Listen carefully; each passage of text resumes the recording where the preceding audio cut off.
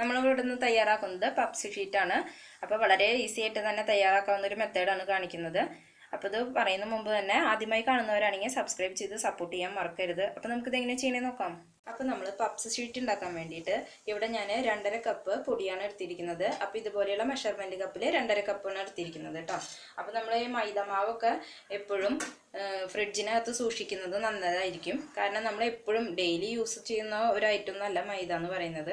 അപ്പോൾ പപ്സ് എപ്പോഴും നമുക്ക് മൈദയിൽ ചെയ്യുമ്പോഴായിരിക്കും കൂടുതൽ നന്നായിരിക്കാം. നമ്മളിത് എന്നും കഴിക്കുന്ന ഐറ്റം അല്ലാത്തത് കാരണം തന്നെ ഇടയ്ക്കൊക്കെ നമുക്ക് ഉണ്ടാക്കി കഴിക്കാം. അപ്പോൾ ബേക്കറിയിൽ നിന്നൊക്കെ വാങ്ങിക്കുന്നതിനെക്കാട്ടിലൊക്കെ ഒരുപാട് ടേസ്റ്റാണ്. കാരണം ബേക്കറിയിലൊന്നും ബട്ടറോ അങ്ങനെയൊന്നും അധികം യൂസ് ചെയ്യില്ല. നമ്മൾ ബട്ടറൊക്കെ യൂസ് ചെയ്തിട്ടാണ് തയ്യാറാക്കുന്നത്. അപ്പോൾ ഇതിൽ ഞാൻ 2.5 കപ്പാണ് എടുത്തിരിക്കുന്നത്. ഇത് ഫ്രിഡ്ജിൽ വെച്ചതാണ്. അപ്പോൾ നല്ല തണവുണ്ട്.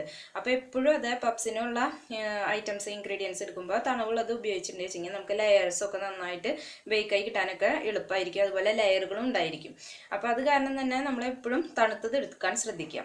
പിന്നെ ഞാനിവിടെ എടുത്തിരിക്കുന്നത് ഒരു 50 ഗ്രാം ബട്ടറാണ് എടുത്തിരിക്കുന്നത്. നമുക്ക് കൂടുതലോ കുറവോ എത്ര വേണമെങ്കിലും എടുക്കാം കേട്ടോ, കുഴപ്പമൊന്നുമില്ല.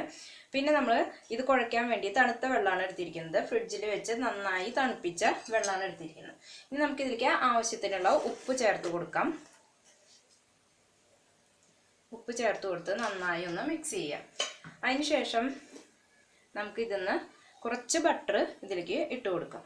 ഇനി ഇതെല്ലാം കൂടി നമ്മളൊന്ന് മിക്സ് ചെയ്തെടുക്കുക. കൈകൊണ്ട് നന്നായി ഒന്ന് മിക്സ് ചെയ്തതിന് ശേഷം നമുക്ക് വെള്ളം ഒഴിച്ചിട്ട് കുഴച്ചെടുത്താൽ മതി. ചപ്പാത്തി മാവിന് കുഴച്ചെടുക്കുന്ന പോലെ. അപ്പോൾ വെള്ളത്തിൻ്റെ മെഷർമെൻ്റ് എന്നൊന്നും പറയുന്നത് കറക്റ്റായിട്ട് നമുക്ക് പറയേണ്ട ആവശ്യമില്ല.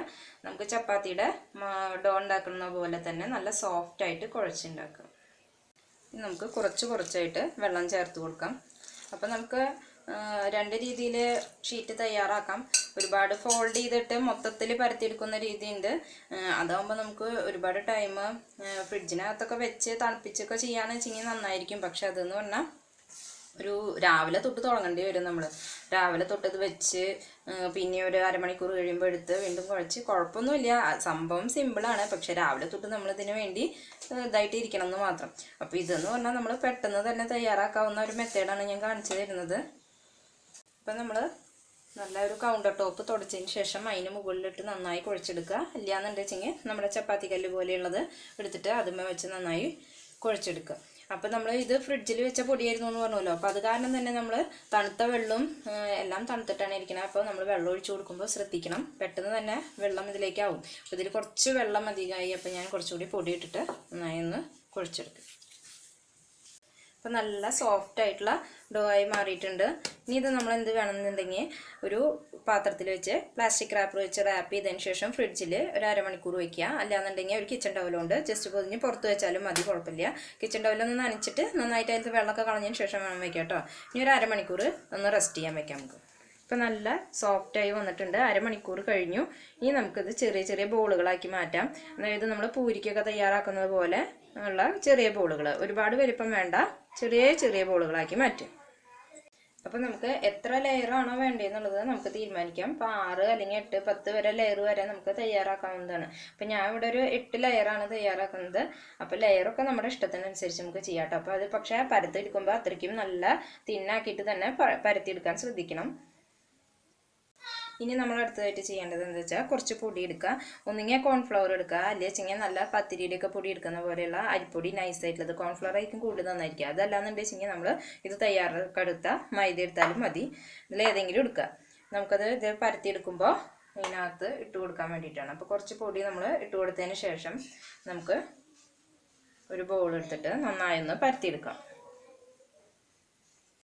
നമ്മൾ മാക്സിമം നൈസായിട്ട് തന്നെ പരത്തിയെടുക്കുക. കണ്ടില്ലേ, തീരെ കനല്ലാതെ തന്നെ പരത്തിയെടുക്കണം. ഇതുപോലെ നമ്മൾ ഇപ്പോൾ 8 ലെയറാണല്ലോ ഞാൻ പറഞ്ഞത്. അപ്പോൾ ആദ്യത്തെ 8 എണ്ണം നമുക്ക് ഇതുപോലെ തന്നെ നമുക്ക് പരത്തിയെടുക്കാം. പൊടി ഇട്ട് കൊടുത്തതിന് ശേഷം നന്നായി പരത്തിയെടുക്കുക. ഒരുപാട് പൊടി ഇടണ്ട. അതുപോലെ തന്നെ ഇങ്ങനെ നൈസായിട്ട് നമ്മൾ പതുക്കെ വേണം ഇത് പരത്തി കൊടുക്കാൻ. നമ്മളുടെ മാവിൽ കറക്റ്റ് വെള്ളമാണ് വെച്ചെങ്കിൽ ഒട്ടും തന്നെ ഇതുപോലെ ഒട്ടിപ്പിടിക്കാതെ നമുക്ക് സുഖമായിട്ട് തന്നെ പരത്തിയെടുക്കാൻ പറ്റും കേട്ടോ. അപ്പോൾ വെള്ളമൊക്കെ ഒഴിക്കുമ്പോൾ പ്രത്യേകം ശ്രദ്ധിക്കണം.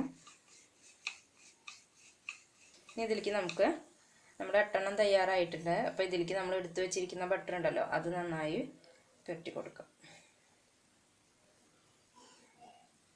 അതിന് ശേഷം നമുക്ക് എടുത്തു വെച്ചിരിക്കുന്ന പൊടി കുറച്ചൊന്ന് സ്പ്രെഡ് ചെയ്ത് കൊടുക്കുക. അപ്പോൾ നമ്മുടെ ഷീറ്റുകൾ പരസ്പരം ഒട്ടാതിരിക്കാൻ വേണ്ടിയിട്ടാണ് നമ്മളിത് ചെയ്യുന്നത് കേട്ടോ. അല്പം പൊടി ഇട്ട് കൊടുക്കുക. അതിന് ശേഷം നമ്മൾ പരത്തി വെച്ചിരിക്കുന്ന ഇത് വീണ്ടും ഇതിനകത്ത് വെച്ച് കൊടുത്തതിന് ശേഷം ഇതുപോലെ തന്നെ വീണ്ടും നമ്മൾ ബട്ടർ അപ്ലൈ ചെയ്യുക. അതിന് ശേഷം പൊടി ഇട്ട് കൊടുക്കുക. ഇതുപോലെ നമ്മുടെ 8 എണ്ണം ഇതുപോലെ തന്നെ ചെയ്തെടുക്കുക. ഇനി എല്ലാം അപ്ലൈ ചെയ്തതിന് ശേഷം നമ്മൾ നന്നായി ഒന്ന് പരത്തിയെടുക്കുക. അപ്പോൾ പതുക്കെ സോഫ്റ്റായിട്ട് വേണം പരത്തിയെടുക്കാൻ വേണ്ടിയിട്ട്. മാക്സിമം നമ്മൾ ഇതിൻ്റെ ഒരു വലിപ്പം എത്തുന്നത് വരെയാണ് ഞാൻ പരത്തിയെടുക്കുന്നത്. അത്യാവശ്യം കനം കുറച്ച് തന്നെ ആയാൽ നല്ലതായിരിക്കും. അപ്പോൾ നല്ല കനം കുറഞ്ഞിട്ടുള്ള ഷീറ്റുകൾ നമുക്ക് കിട്ടും. അപ്പോൾ ഇതിൻ്റെ ലെയറുകൾ നമുക്ക് കാണാൻ പറ്റും. ഈ ലെയറുകളൊന്നും തന്നെ നമുക്ക് ഒട്ടിപ്പിടിക്കുന്നില്ല, കണ്ടില്ലേ? ഇതുപോലെ നമുക്ക് ഇതായി കിട്ടുമ്പോൾ ബേക്കായി കിട്ടുന്ന സമയത്ത് ഇതെല്ലാം സെപ്പറേറ്റ് ആയിട്ട് നല്ല സോഫ്റ്റ് ആയിട്ട് കിട്ടുന്നതായിരിക്കും. അപ്പോൾ ഇതുപോലെ നൈസായിട്ട് പരത്തിയെടുക്കാം.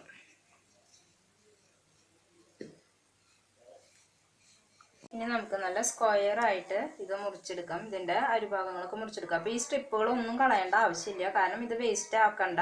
നമ്മൾ അത്യാവശ്യം ബട്ടറൊക്കെ ഇതാക്കിയിട്ടുള്ള ഒരു ഇതാണ്. അപ്പോൾ ഇതുകൊണ്ട് നമുക്ക് ബാക്കി വരുന്നത് വറുത്തെടുത്തിട്ടുണ്ടെങ്കിൽ നല്ലൊരു 4 മണി പലഹാരമായിട്ട് കഴിക്കാവുന്നതാണ് കേട്ടോ. അപ്പോൾ ഈ സ്ട്രിപ്പുകളൊക്കെ അവിടെ ബാലൻസ് ഇത് ചെയ്ത് വെച്ചോളൂ. അതുപോലെ തന്നെ ഇത് കുറച്ചും കൂടി നമുക്ക് കറക്റ്റാക്കി എടുക്കാം. ഇതിപ്പോൾ ഒരുപാട് വലുതായി പോകും. അപ്പോൾ നമുക്ക് ഒന്നും കൂടി വേണമെങ്കിൽ ചെറുതാക്കി എടുക്കാം. അതിൻ്റെ ഇതൊന്നും നമുക്ക് ഉപയോഗിക്കാവുന്നതാണല്ലോ. അപ്പോൾ അത് കാരണം നമുക്ക് കട്ട് ചെയ്ത് നല്ല കറക്റ്റ് സ്ക്വയർ ആക്കി എടുക്കാം കേട്ടോ.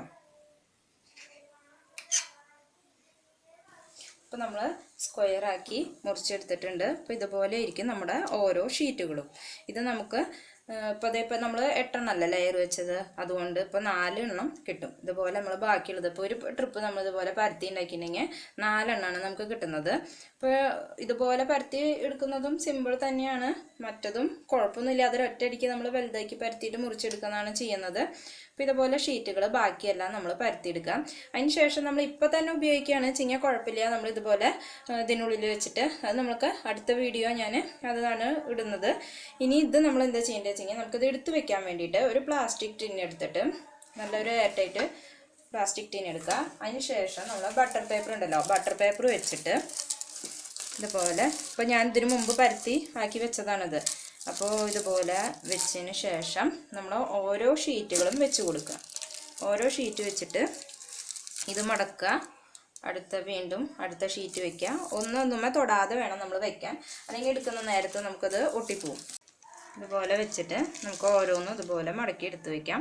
ഇത് നമുക്ക് ഫ്രിഡ്ജിനകത്ത് എടുത്ത് വയ്ക്കുകയാണെന്ന് വെച്ച് കഴിഞ്ഞാൽ നമുക്ക് കുറേ നാൾ സൂക്ഷിക്കാൻ പറ്റും. അപ്പോൾ നമുക്ക് ഈസി ആയിട്ട് തന്നെ പെട്ടെന്ന് അതിൻ്റെ ഉള്ളിലെ മസാല മാത്രം തയ്യാറാക്കിയാൽ മതിയാവും. ഇതുപോലെ നമുക്ക് ബാക്കിയുള്ളതെല്ലാം ചെയ്തെടുക്കാം കേട്ടോ. അപ്പോൾ നമ്മൾ ബാക്കിയുള്ള പപ്സ് ഷീറ്റ് ഇതുപോലെ ആക്കി എടുത്തിട്ടുണ്ട്. അപ്പോൾ നമുക്ക് ഇതുപോലെ തന്നെ ബട്ടർ പേപ്പർ വെച്ച് ലെയർ ചെയ്തിട്ട് വേണം ഫ്രിഡ്ജിനകത്ത് സൂക്ഷിക്കാൻ, അല്ലെങ്കിൽ അത് ഒട്ടിപ്പിടിക്കും. പിന്നെ നമ്മൾ ഉപയോഗിക്കുന്ന നേരത്ത് ഒന്ന് കുറച്ച് നേരം പുറത്തിറക്കി വെച്ചാൽ മതി. അപ്പോൾ നമുക്ക് ഏകദേശം നമ്മൾ എടുത്ത മാവിൽ കുറച്ച് വെള്ളം കൂടി, ഇപ്പോൾ ഞാൻ പൊടി ചേർത്തു എന്ന് പറഞ്ഞിരുന്നു, ഒരു 3 കപ്പ് വെള്ളം 3 കപ്പ് പൊടി ചേർത്തിട്ടുണ്ട്. അപ്പോൾ അതിൽ ഏകദേശം 25 പപ്സ് ഷീറ്റാണ് നമുക്ക് കിട്ടിയിരിക്കുന്നത് കേട്ടോ. അപ്പോൾ അതിൽ ബാക്കി വന്ന ഇതിൻ്റെ സൈഡ് ഭാഗങ്ങളുണ്ടല്ലോ, ഞാൻ പറഞ്ഞില്ലേ വേസ്റ്റ് ചെയ്ത് കളയേണ്ട ആവശ്യമില്ല. ഇതുപോലെ കട്ട് ചെയ്തിട്ടോ അല്ലെങ്കിൽ എന്തെങ്കിലും ഷേപ്പിലോ നമുക്ക് വറുത്തെടുത്തിട്ടുണ്ട് വെച്ചെങ്കിൽ നല്ല ഈവൻ സ്നാക്കായിട്ട് ഉപയോഗിക്കാവുന്നതാണ്. അപ്പോൾ നമുക്ക് വളരെ ഈസി ആയിട്ട് തന്നെ തയ്യാറാക്കാൻ പറ്റും. കുറച്ച് ഫോൾഡിങ് മെത്തേഡ് ആകുമ്പോൾ നമുക്ക് ഒരുപാട് നേരം നമ്മൾ ഫ്രിഡ്ജിനകത്തൊക്കെ വെച്ച് രാവിലെ തൊട്ട് വൈകുന്നേരം വരെയുള്ള ഒരു പ്രോസസ്സ് ചെയ്യണം, എന്നാലാണ് ആ ഷീറ്റ് കറക്റ്റായിട്ട് വരിക. ഇത് നമുക്ക് ഇപ്പം തന്നെ തയ്യാറാക്കാവുന്നതേ ഉള്ളൂ. ഇല്ലയെന്ന് വെച്ചാൽ ഫ്രിഡ്ജിനകത്ത് വെച്ചിട്ട് ചെയ്യുകയാണെന്ന് വെച്ചാൽ കുറച്ചുകൂടി ലെയറൊക്കെ നന്നായിട്ട് സെപ്പറേറ്റ് ആയിട്ട് കിട്ടാനൊക്കെ എളുപ്പമായിരിക്കും. അപ്പോൾ എല്ലാവരും ട്രൈ ചെയ്ത് നോക്കണം. നിങ്ങളുടെ ഫീഡ്ബാക്ക് എന്നെ അറിയിക്കുക. അടുത്ത റെസിപ്പിയുമായി നമുക്ക് വീണ്ടും കാണാം. താങ്ക്